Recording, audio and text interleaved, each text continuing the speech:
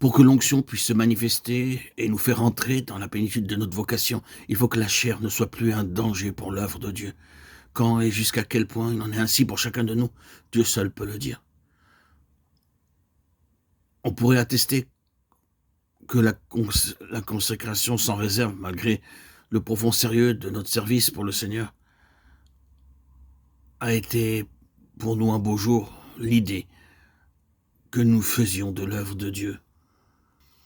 Était, après tout, notre idée à nous, et qu'en réalité la pensée du Seigneur était tout autre que la nôtre.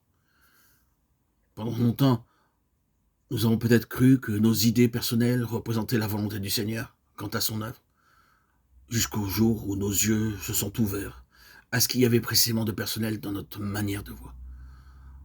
Nous étions absolument persuadés que nous étions dans la volonté de Dieu, mais un jour, pour nous ouvrir les yeux, il dut nous faire passer par une de ces épreuves salutaires qui font apparaître au dehors ce qui est au dedans.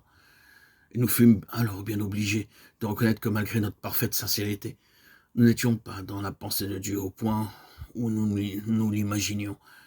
Par quel chemin, par quel creuset n'a-t-il pas dû nous faire passer pour obtenir de nous enfin ce cri d'abandon? N'importe quoi, Seigneur, n'importe quoi, pourvu que ce soit toi qui le fasses. Nous aurions affirmé avec une grande énergie, avec toute la force de notre conviction, que nous étions prêts à faire toute sa volonté.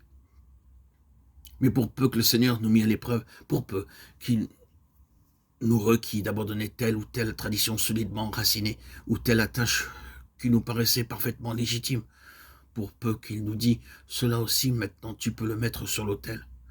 Coupe avec cela, laisse-le tomber. » Nous ne l'aurions pas fait, nous n'aurions pas pu aller jusque-là.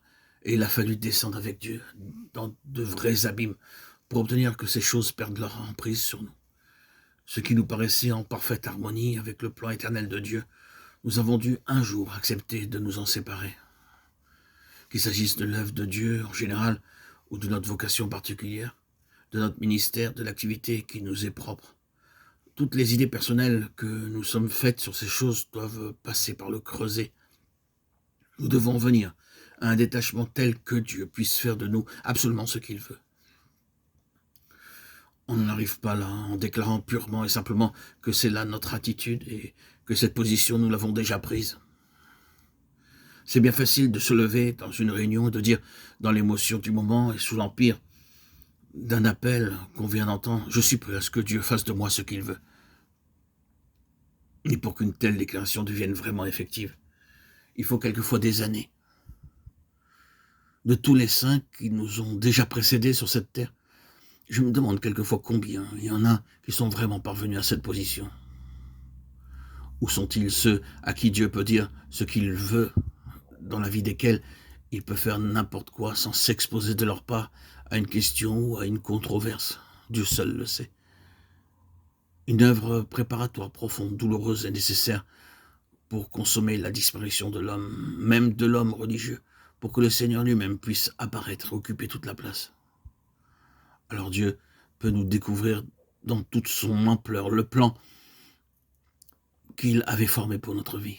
Et quand l'heure est venue pour nous d'entrer pleinement dans les desseins de Dieu, alors aussi l'onction manifeste en notre faveur la plénitude de ses effets. Il ne peut en être ainsi que dans la mesure où nous sommes dans le plan de Dieu. Plus avant nous y pénétrerons, plus évidente apparaîtra l'onction.